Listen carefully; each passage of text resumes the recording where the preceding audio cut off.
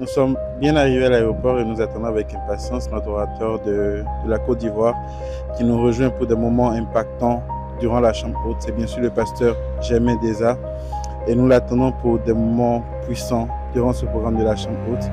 Il sera là avec nous, avec bien d'autres orateurs. Et donc, n'hésitez pas à prendre le rendez-vous pour ces moments dans la présence du Seigneur. À tout de suite. Il y a tellement de grâce pour des frères d'être unis sous, nous pouvons dire, le fondement d'une seule et même foi.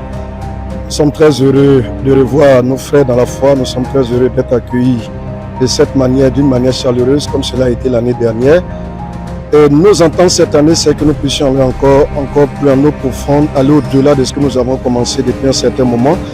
Et nous sommes convaincus que la transformation que Dieu a opérée dans la vie d'un certain nombre de personnes, comme Pierre, comme Paul, ou ces personnes comme Gédéon, ou ces personnes qui ont connu une transformation, qui avaient une identité particulière auparavant, qui ont une autre identité au travers de la transformation, je peux dire, de l'opération du Saint-Esprit.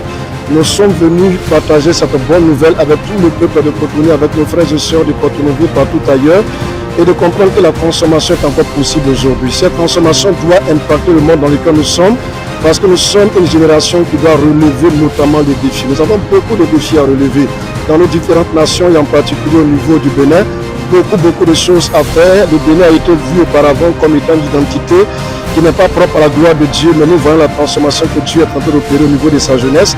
Mais nous sommes convaincus d'une chose, il n'y a pas de raison que le sol de Cotonou, il n'y a pas de raison que ce sol où nous sommes ne soit pas capable de coûter, ne soit pas capable de recevoir et ne soit pas capable d'honorer, de glorifier le nom de l'Éternel. Alors nous sommes tout à fait heureux, tout à fait joyeux de voir tout ce monde autour de nous et nous disons, le moment est encore propice à ceux qui n'ont pas encore pris la résolution de venir, de courir et de venir de part et d'autre, que ces personnes viennent parce qu'il y a une bonne nouvelle à partager, que la gloire arrive à notre Dieu, que son nom soit puissamment élevé, honoré, glorifié.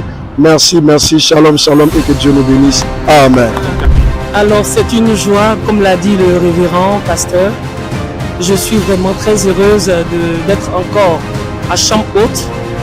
Ce que je voudrais dire, c'est que quand j'étais dans l'avion, il y avait une pensée qui m'animait. Dieu est immense. Dieu est immense. Et je parle ici du Dieu de profondeur. De ce Dieu-là qui nous donne de passer d'un état A à un état B, d'un état A à un état Z.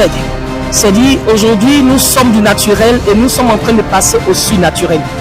Bien-aimés, il faut que vous soyez connectés. C'est une jeunesse comme toi, comme moi, qui avons compris que avec Jésus, nous pouvons aller loin. Et donc, Chambre Haute, 13e édition, c'est maintenant.